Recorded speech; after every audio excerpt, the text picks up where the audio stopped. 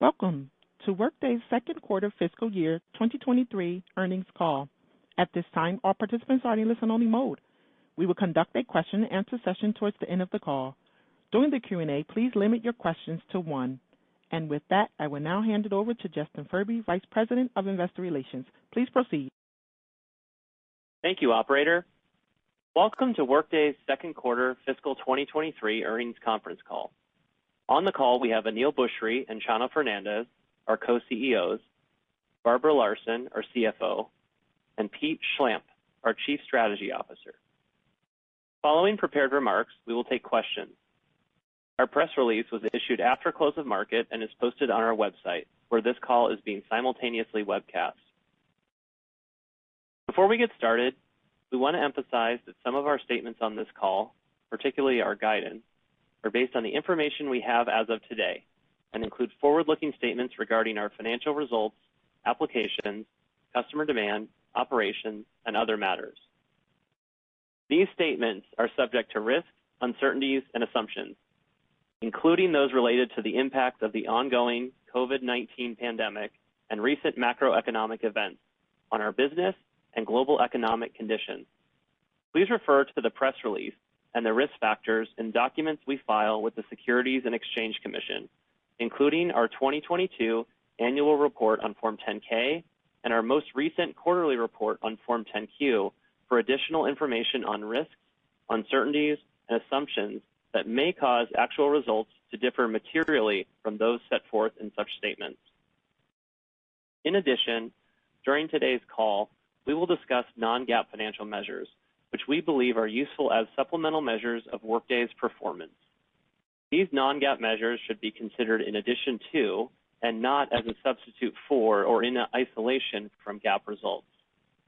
You can find additional disclosures regarding these non-GAAP measures, including reconciliations with comparable GAAP results, in our earnings press release, in our investor presentation, and on the investor relations page of our website.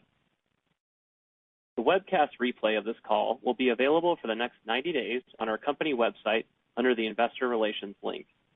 Additionally, our quarterly investor presentation will be posted on our Investor Relations website following this call. Also, the customers page of our website includes a list of selected customers and is updated monthly. Our third quarter fiscal 2023 quiet period begins on October 15th, 2022. Unless otherwise stated, all financial comparisons in this call will be to our results for the comparable period of our fiscal 2022. With that, I'll hand the call over to Aneel. Thank you, Justin, and welcome to Workday's second quarter fiscal 23 earnings conference call. I'm pleased to report that Workday delivered a strong second quarter thanks to healthy demand across all product areas and geographies. Additionally, we closed on two of the larger deals that had pushed from Q1, which we referenced on last quarter's call. Our results, which outperformed across our key operating metrics, underscore the continued importance of digital transformation for finance and HR. And even with the uncertainty in this environment, we remain confident in our long-term growth prospects because Workday continues to serve as a mission-critical partner to our customers with a proven track record of success. Before I turn it over to Chano, who will share more on our go-to-market success, and Barbara, who will provide specifics on our Q2 financial results and outlook, I'd like to share some second quarter highlights. We had another strong quarter for Workday HCM, where the migration to the cloud continues, with notable customer additions including Electrolux, First Student, Group Adeo, Korean Air, and Raymond James. And as always, customer success remains a key differentiator for Workday. In Q2, we had several HCM go-lives, including Cox Enterprises, Southwest Airlines, and United Overseas Bank.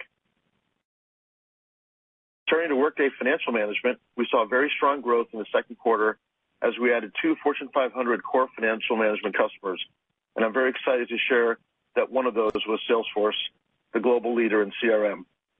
Already a longtime Workday HCM customer and partner, Salesforce's expanded use of Workday now includes Workday Financial Management, along with Accounting Center, Workday Adaptive Planning, Prism Analytics, and more. Our growing partnership reinforces the opportunity we have to help support customers in the cloud. With this broad relationship, Salesforce becomes one of an increasing number of high-profile customers to expand from Workday HCM to both HCM and Financial Management. Other new financial management customers in Q2 included American Electric Power, which was the second of our Q2 Fortune 500 wins, Apex Fund Company, Dave & Buster's, Express LLC, and the state of Vermont, while key go-lives in Q2 included Comerica Bank, RSM, and the University of Virginia. In addition to the strong growth from our core suite of HCM and finance applications, Q2 also saw notable momentum across our broader portfolio of solutions. Workday Adaptive Planning recently celebrated its 4-year anniversary as part of Workday, and I'm happy to share that we now serve more than 6,000 planning customers, including over 20% of the Fortune 500. It was also our second full quarter with Bentley as part of Workday, and we're already seeing solid results as it's opening up new opportunities for us to expand our relationship with customers who want to embrace a more holistic workforce strategy. We also continue to see strong adoption of Workday Extend and Prism Analytics as both solutions are providing organizations, including the Office of the CIO, with the ability to adapt in today's changing world. With Extend, customers build apps that are tailored for their unique use cases, which can eliminate the need for other custom development tools. Over the last year, we have more than doubled the number of customers and now have more than 750 applications that have been developed on the Workday platform. And Prism Analytics, with now more than 1,000 customers, is enabling organizations to bring operational data into Workday to drive real-time business insights. These solutions are not only critical to our customer community, but are enabling a new level of engagement with our partner community as well. And speaking of our customer community, customer service has always been one of our core values. As a result, we strive to maintain a customer satisfaction rating of over 95%, and I'm pleased to announce that in 2022, we surpassed this rating again, as we have for more than a decade. This achievement is a direct testament to the amazing work of our employees and their commitment to helping our customers thrive. We look forward to sharing more about our product innovation, customer success, and market opportunity in September at Workday Rising, our annual customer conference. This will mark the first time since 2019 that we'll be able to hold Workday Rising in person, and we are so excited to get more than 9,000 members of the Workday community together in Orlando, with thousands attending virtually for what is always a special event. In closing, we had a strong second quarter and the first half of the year. While we recognize that the current environment will likely moderate the pace of growth in the second half of the year, we firmly believe that the strong get stronger during periods of economic uncertainty. And we will continue to manage the business with that mindset and expectation, all in support of driving enduring growth for many years to come. With that, over to you, Chano. Thank you, Aneel, and thank you to everyone for joining today's call. I want to begin by expressing my sincere thanks to the entire global organization for an incredible Q2. Every one of our nearly 17,000 workmates really leaned in and drove these results, and I couldn't be prouder of our execution. Great job, team. Our strong Q2 results were driven by momentum across several of our key growth initiatives, including customer base, international, medium enterprise, and the Office of the CFO, a testament to our strategy and the significant long-term opportunity that we have ahead. In addition, as Aneel mentioned, we closed the 2 largest deals that slipped out of Q1. And while the near-term market environment remains uncertain and we are not immune to it, we continue to see organizations of all sizes prioritizing their investments with Workday to continue their digital backbone transformation and drive increased agility and flexibility. From a geographic standpoint, we executed incredibly well across our global market. In the U.S., we saw healthy growth in the large enterprise, including 5 Fortune 500 core HCM or FINS wins. And in the medium enterprise, our suite approach continues to resonate, driving another quarter of very strong results. International performance was again a highlight, as our investment in key regions and the ongoing journey to the cloud are resulting in significant growth. In EMEA, we had outperformance across a number of key countries, including France, Germany, and the United Kingdom. And finally, in APJ, we had very solid performance in strategic markets like Japan and Australia. As you know, we go to market with land and expand sales motions, and both teams drove healthy growth in Q2. Aneel already mentioned several of our core HCM and FINS wins, many of which were new customers to Workday. We also closed several strategic deals across our emerging land motions, including Planning First wins at ExxonMobil and Ninja Van, and a Peakon First-led win at a 300,000-plus employee global organization headquartered in Europe.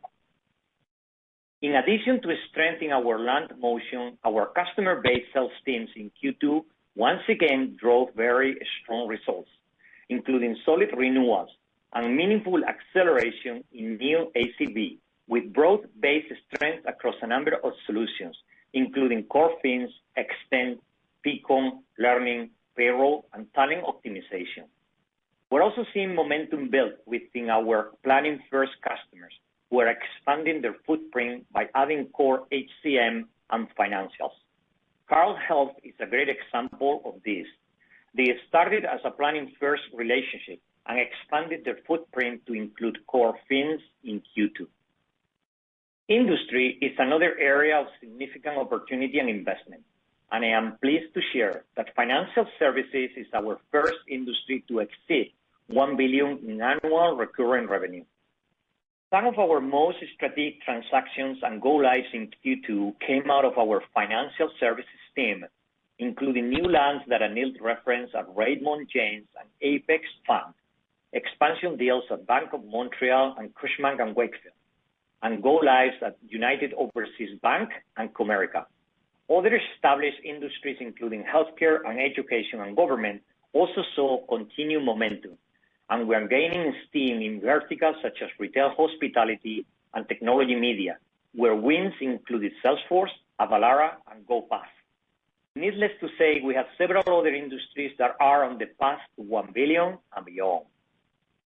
Our expanding partner ecosystem is becoming an increasingly important driver of our growth and industry success, and the excitement we're seeing within our partner community for the joint opportunity in front of us was on full display recently at Altitude, our annual partner event.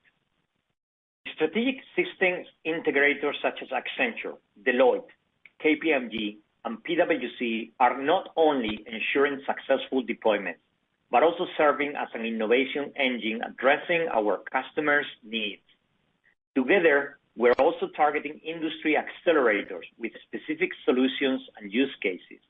We look forward to sharing a lot more on this at Workday Rising in a few weeks. As we move through the second half of the year, we expect the environment to remain uncertain, and we see signs that in certain deal cycles, particularly some of our more strategic opportunities, there is increased scrutiny and potentially longer sales cycles, as buyers do extra work before making investment decisions during these uncertain times.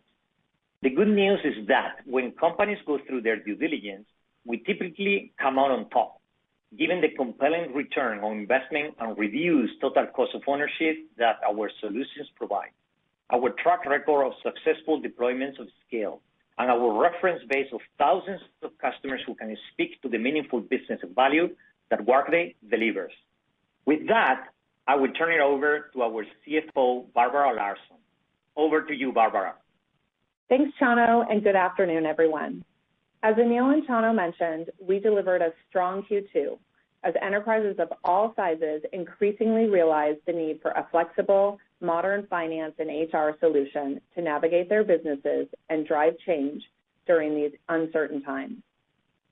Subscription revenue in Q2 was $1.37 billion, up 23% year over year, and professional services revenue was $168 million, up 15%. Total revenue outside of the U.S. was $383 million, representing 25% of total revenue. 24-month backlog at the end of the second quarter was $8.37 billion, growth of 22%. The outperformance was driven by strong new ACV across both our land and expand sales motions, along with solid renewals, with gross and net revenue retention rates over 95% and over 100% respectively. Total subscription revenue backlog at the end of Q2 was $13.47 billion, up 27%. Our non-GAAP operating income for the second quarter was $302 million, resulting in non-GAAP operating margin of 19.6%. Margin overachievement was driven by a combination of top-line overperformance, the timing of certain projects, and some favorable expense variances. Q2 operating cash flow was $114 million, which reflects typical seasonality from our annual merit cycle increase. In addition, with the final 2 days of the quarter falling over a weekend, we saw roughly $40 million of collections shift out of Q2 into early Q3, which will have a positive impact on our third quarter cash flow. Our largest investments continue to be in our people and attracting top talent to Workday. During the quarter, we successfully added approximately 1,000 net new employees, ending Q2 with a global workforce of more than 16,900.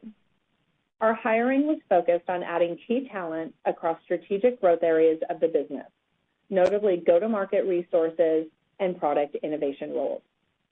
Overall, we're extremely proud of the strong company-wide execution in Q2 and remain focused on leveraging our leadership position to drive sustainable 20% plus subscription revenue growth on our path to $10 billion in revenue. Turning now to guidance, which reflects the momentum in our business and the mission-critical nature of our solutions, while also balancing an uncertain macro environment, which Aneel and Chano described. With that context, we are maintaining our guidance for FY23 subscription revenue of $5.537 billion to $5.557 billion, representing 22% year-over-year growth. We expect Q3 subscription revenue to be $1.418 billion to $1.420 billion, 21% year-over-year growth. We still expect professional services revenue to be $650 million in FY23, as we continue to tightly align with our growing partner ecosystem to help ensure our customers have successful implementations that support the highest levels of customer satisfaction and business value. For Q3, we expect professional services revenue of $164 million. We expect 24-month backlog to grow approximately 19% year-over-year in Q3. We now expect FY23 non-GAAP operating margin of 19%, reflecting a more measured pace of hiring in the second half of the year as we continue to monitor the macroeconomic environment. Investing for long-term growth alongside ongoing expense discipline remains our priority. We continue to have confidence in the strength of our business model and in achieving 25% non-GAAP operating margin and 35% operating cash flow margin at $10 billion in revenue. For Q3, we expect non-GAAP operating margin of 18%.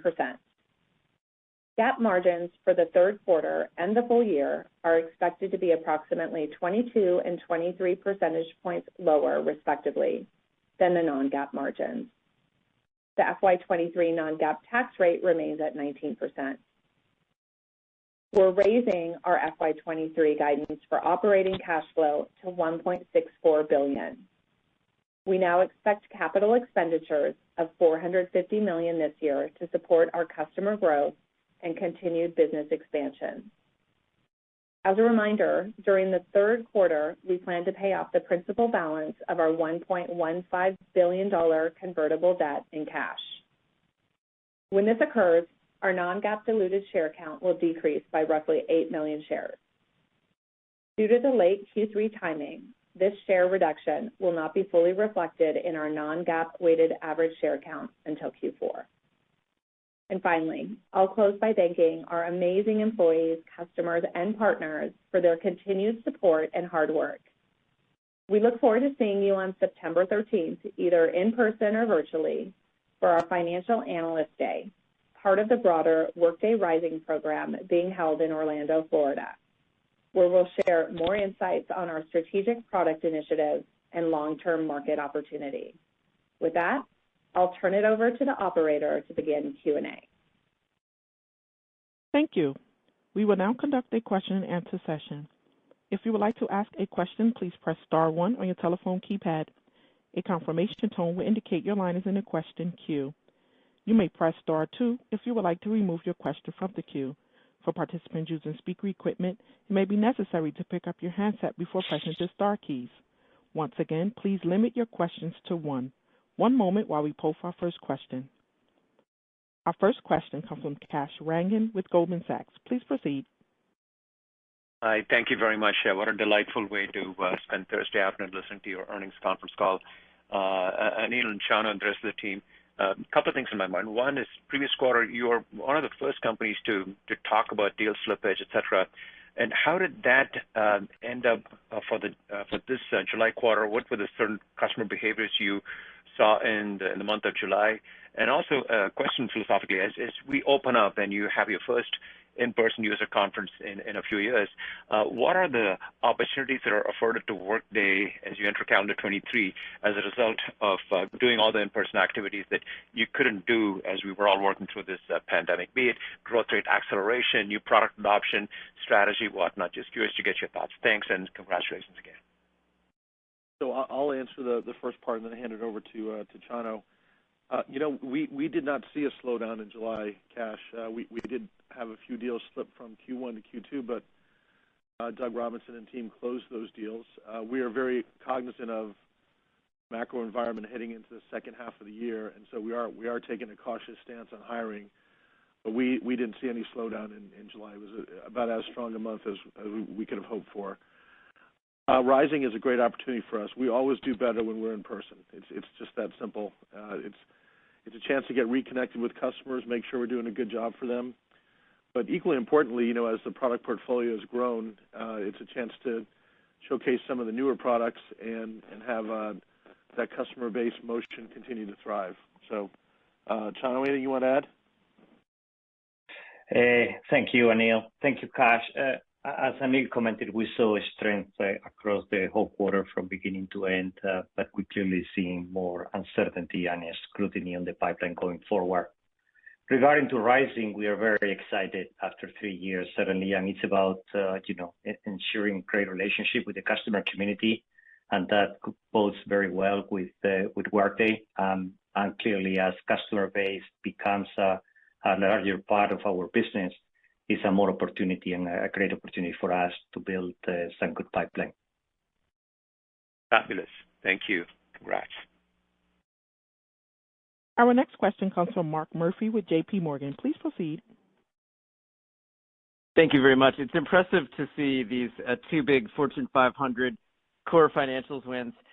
Do you get the sense that the COVID logjam is somehow clearing up there despite all the recession headlines, or do you see many finance teams still kind of lacking the smooth sailing they might need to do a cloud migration, and perhaps you would have a little extra core fins pipeline building up that might get released at some point, if that's the case? And then Barbara, I'm just curious if there's any sense for the magnitude of change on the hiring pace that you're contemplating for the rest of the year. I'll ask Pete to answer the first question on financials. I'm sure there was definitely some pent-up demand, but Pete, you want to?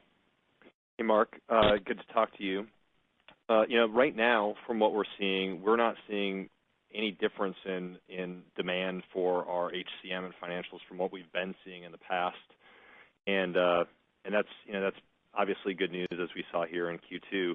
But what we will say is, as we go into more uncertain economic environments, which are likely happening, then typically in those situations, buyers on the financial management side tend to delay those deals a little bit longer. So that's just based upon our experience being in this market for a while, and that's what we're kind of expecting to have happen going forward.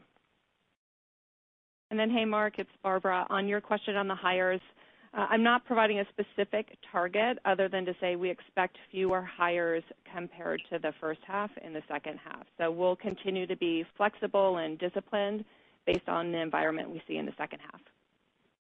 Understood. Thank you very much. Thank you. Our next question comes from Kirk Materne with Evercore ISI. Please proceed. Yeah, thanks very much, and I'll echo the congrats on the quarter. Actually, maybe this one sort of echoes Mark's question, but I was curious,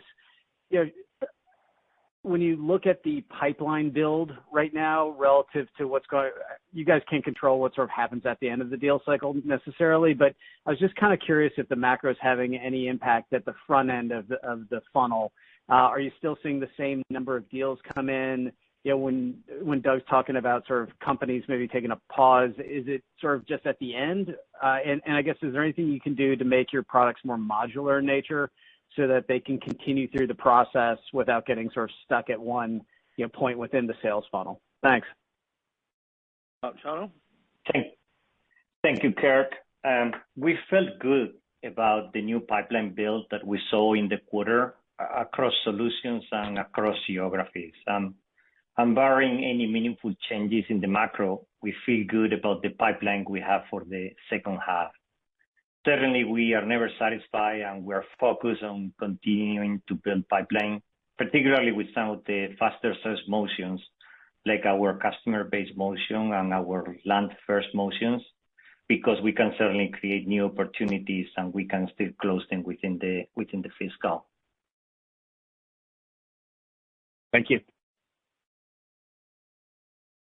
Our next question comes from Brad Sills with Bank of America. Please proceed. Oh, great. Thank you. Wanted to ask a question about a comment you made earlier, Aneel, on a couple of the FINS wins being planning first customers. Is there another set of the installed base of other modules around FINS that's brewing here that we could also see some upgrades that could come from? And then just any commentary on that planning first pipeline as kind of a leading indicator potentially for more FINS additions. Thank you. Yeah. Well, we're now up over 6,000 planning customers, and each one of those, to me, is an opportunity to sell our core financial products. And that is probably the one land product in the world of finance that we could go in with first and have it be meaningful. And it's played out that way, and it plays out that way more and more the more we get into financial planning and we continue to do workforce planning, but the more we do financial planning, it's a great way in. But that's probably the one app that's our lead into core financials. Thanks, Aneel. Our next question comes from Michael Turrin with Wells Fargo. Please proceed. Hey there. Thanks, and congrats on the results here for me as well. You started somewhat an investment cycle ahead of all the uncertainty. I'm just wondering if there's anything you'd point back to that you're finding is able to provide a bit of a favorable offset. It sounds like you're not seeing as much of the shift in buying behavior as others across software are pointing to. And maybe as a second part of the question, if you do see demand signals start to slow, you did have some comments suggesting second half growth could still moderate. How quickly are you able to toggle towards expense control and dial back as needed? Thank you. Well, I'd say on the first part of the question,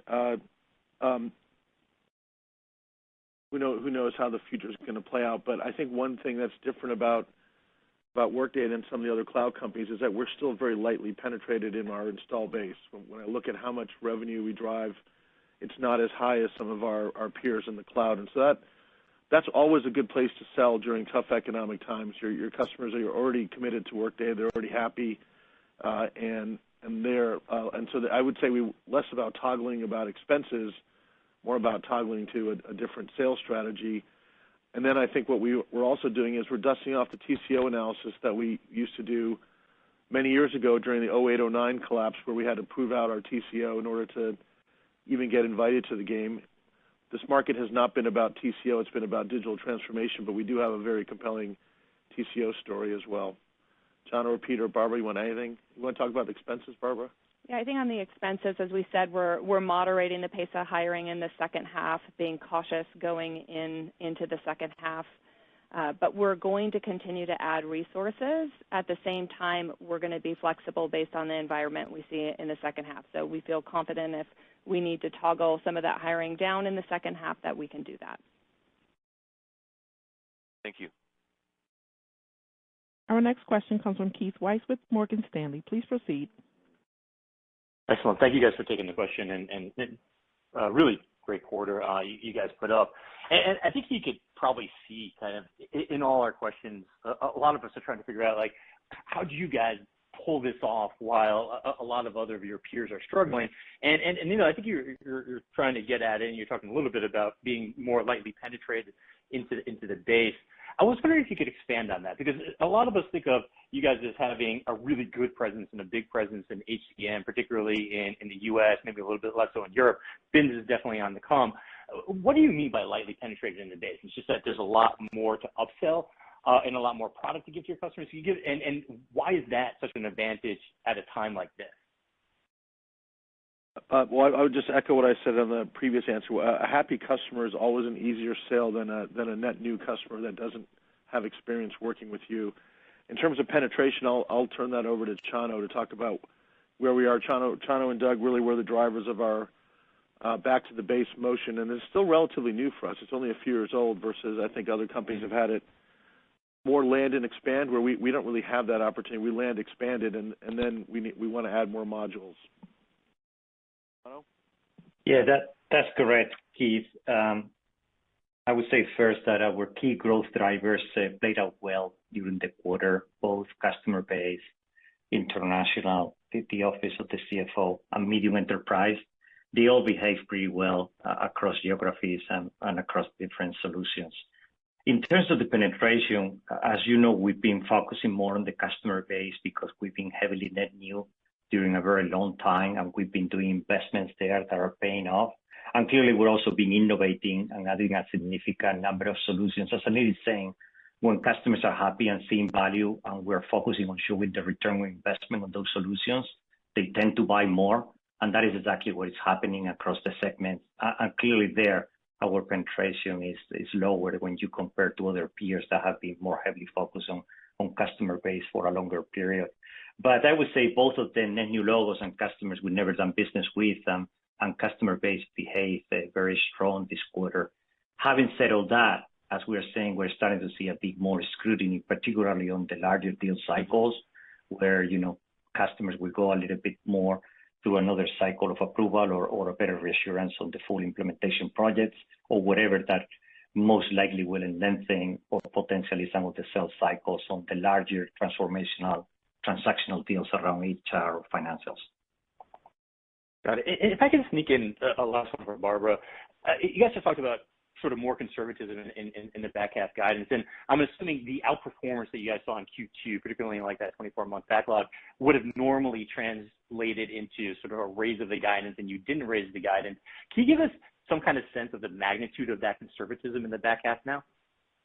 Yeah, I'll just say coming off a quarter as strong as Q2, we would have liked to have been able to raise our outlook for the full year. But while we outperformed and the business remains resilient, we also see evidence of increased scrutiny in certain sales cycles. So our outlook assumes a continuation of this in the second half. Got it. Thank you. It's very helpful. Our next question comes from Alex Zirkin with Wolfe Research. Please proceed. Hey guys, since Keith asked both of the exact questions I was going to ask, I'll try to basically do it, kind of go at it a different way. It feels like, Anil, what you're saying is that there's a lot of surface area that you have left to kind of go after inside of your client base, and based on the TCO analysis, I'm assuming there's also an opportunity for a lot of your customers to consolidate, particularly on the HCM side, from many point solutions to a platform. How is that message kind of resonating in your conversations, and how long before that type of a playbook, can be run at the financials level? I realize obviously you're going in with the full suite right away, but just walk us through those dynamics if you could. I'll just offer up a high-level view that happy customers are the most important thing that we have, right? I mean, if you have a happy customer, they're just inclined to buy from you. And what we've seen, especially in large enterprises, they typically don't tie the HR and financials decision together. They're separate decisions. And a lot of these solutions like planning are also separate decisions. So as long as we keep that base happy, when these customers look for new solutions, we do have quite a bit of surface area. Especially in the HR base, where we've got over, I think, 4,000 HR customers and 1,400 finance customers, so that you can just see where that gap is. But also every time we come out with a new module that's either something we built or an acquisition, it's an opportunity to go back to that base. You know, one thing I'd add there, Anil, just to give everybody some perspective on it, is we've got 22 SKUs in our HCM portfolio, and we've talked about the fact that 14 of them have been made generally available in the last 4 years. Just to give you some perspective on that. What you can read into that is you've got a large percentage of SKUs that are not penetrated into that base yet. It's what we've been working on for years, and we do, you know, as just to repeat again what Anil and Chano said, which is focusing on making our customers happy, delivering the value that we've been talking about delivering to them, makes them want to buy more things from us. And so that's a key part of that strategy. Perfect. And then maybe just as a follow-up, I want to clarify because I want to drill in on this. Anil, it sounds like what you're saying is July has been really good, but then from what I think Chano and Barbara are saying is that there's more scrutiny on sales cycles, there's more conservatism in the guide.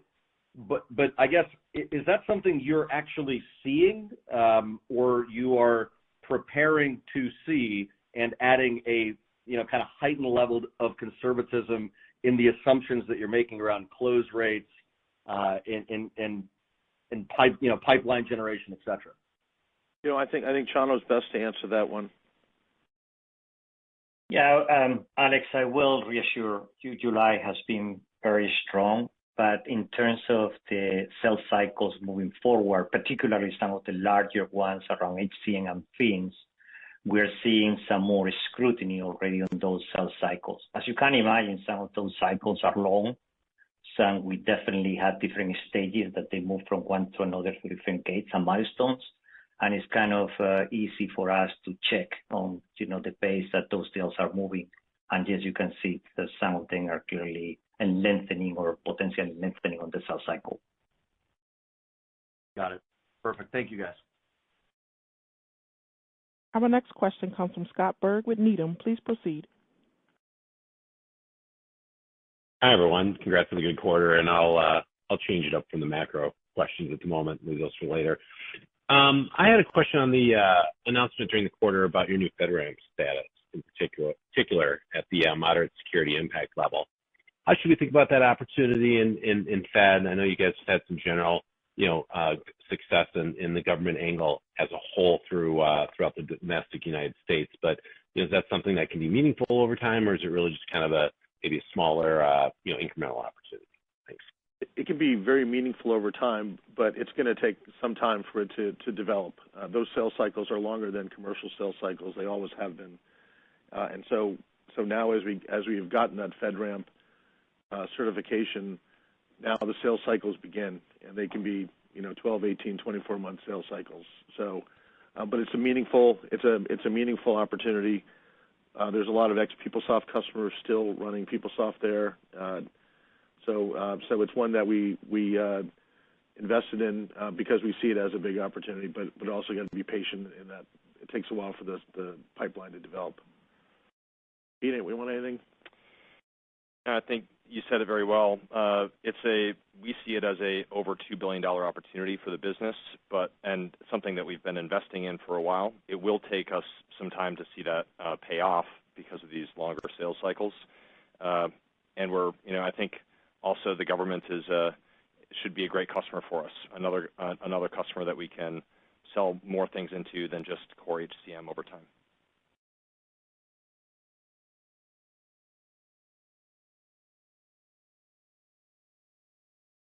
Our next question comes from Brent Bracelin with Piper Sandler. Please proceed. Good afternoon. Thanks for taking the question. Obviously, with increased scrutiny around larger deals, appreciate that. But we're also seeing, belt tightening across the broader enterprise. My question here, with your focus around cross-sell, what's the narrative around cost savings, vendor consolidation to bundle HCM and fins with some of your larger customers? You're starting to get some higher profile Fortune 500 wins there. Love to hear if there's an appetite to further consolidate vendors from a cost savings perspective to bundle HCM and fins, specifically with some large U.S. customers. Thanks. well, that trend is definitely happening, and we saw it happen with a series of big financial wins in the second quarter. But I wouldn't underestimate the strength of our medium enterprise business. And I don't see the same belt tightening in the medium enterprise business, and they tend to buy the whole platform. So it's a pretty healthy market for us. It's kind of our run rate business, and they tend to want to have the fewer vendors as possible because they don't want to spend all the money on best of breed and integration. Chano, anything you want to add? Very well said, Anil. I would just say that some of the larger customers, they do retire double-digit number of legacy systems. So what we're trying to do right now, as Anil was mentioning before, is ensuring that they understand very well the total cost of ownership and the benefits that our solution will provide and the return on investments. And of course, we're getting in contact with other customers that have already implemented and really seen those becoming tangible. So that's the playbook we're putting in play. We've gone before through some of these downturn cycles. Some of us are unfortunately old, but there's an advantage of that sometimes. And the whole management team, and we've seen that working before, as Anil mentioned. So we're playing that playbook. Appreciate the color. Thank you. Our next question comes from Brad Zelnick with Deutsche Bank. Please proceed. Great. Thank you so much for taking my question, and congrats on a great set of results. I want to follow up on Keith and Alex's line of questioning about happy customers, but also maybe from a little bit of a different angle.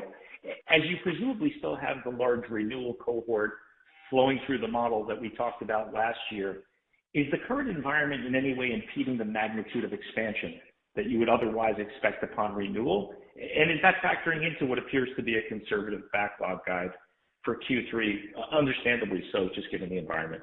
Thanks.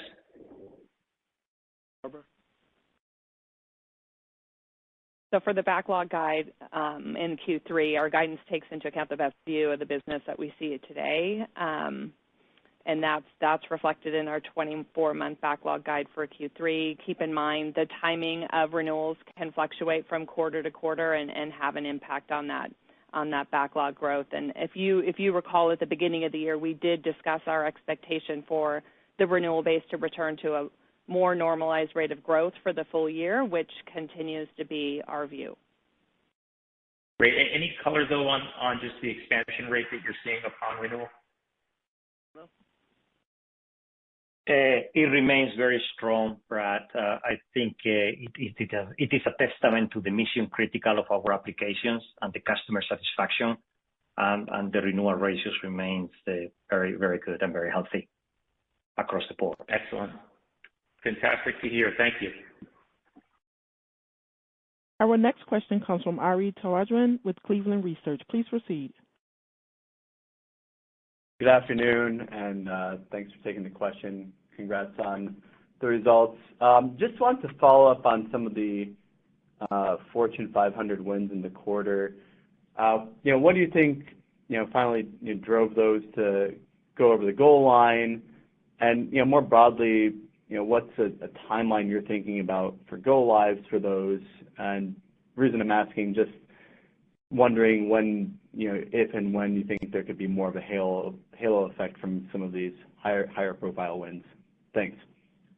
I'm going to assume you mean on the finance side, because on the HR side, we've always had a stream of Fortune 500 wins. And I think at this point we're well over 50% of the Fortune 500 running us for HCM. On the finance side, I think it's a combination of the systems aging. It's a combination of our product becoming more mature, new products like Accounting Center that are really strategic to customers, and Prism Analytics. So now we've got the full suite, and people have to modernize. They really don't have a choice. But I think this is just a healthy run rate business as opposed to this moment in time where it's going to go through the roof, or it's not that kind of business. But the more data points we have of customers choosing us than going live, obviously the better we are. Comerica went live this past quarter. That's a fantastic reference for us. A big regional bank going live is a great data point for us. Most of these projects are 12 months to 18 months. It all depends on the scope of what they're trying to do. and so it's a pretty reasonable time frame to get these projects live. If it's a smaller scale implementation, just core accounting, it can be done in less than a year. But if it's a series of modules, 12 to 15 to 18 months is pretty reasonable. Thanks. We have time for one more question, and our final question will come from DJ Hines with Canaccord. Please proceed. Hey guys, congrats on the quarter. Chano, when you talk about scrutiny on deals, we've heard that from a lot of companies now. For Workday, what exactly does that mean? I mean, is it haggling on price? Is it more reference checks? Is it about implementation timelines and processes? Like what's involved there? Any color would be interesting to me. Yeah. Thank you for the question, DJ. It can vary, but you can think about it sometimes it's just, more scrutiny around the implementation time frame and the readiness they have on their side or on the partner side or on our side in terms of resources. It also means many times prioritizations on projects, and what usually that happens, we typically come on top because we are mission critical and because, again, on the ROI and the TCO, but you're competing against other projects. It also means, an additional level of approval or two additional levels of approvals or going up to the board, depending on the level of approval. So those are some of the things that it typically means around business case, around management approvals, around, prioritization of projects, and around reassurance in terms of success and implementations and availability of resources and cost of opportunities and impact on potentially other investments or opportunities they are managing or considering. Yeah. Okay, makes sense. Thanks for the color. Thank you. Thank you for the question, DJ. I will turn the call back over to management for closing comments.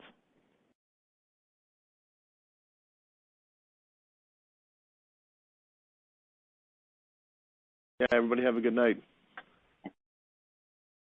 Ladies and gentlemen, thank you for your participation on today's conference. This will conclude Workday's second quarter full year 2023 earnings call. Thank you again for joining us today, and have a great day.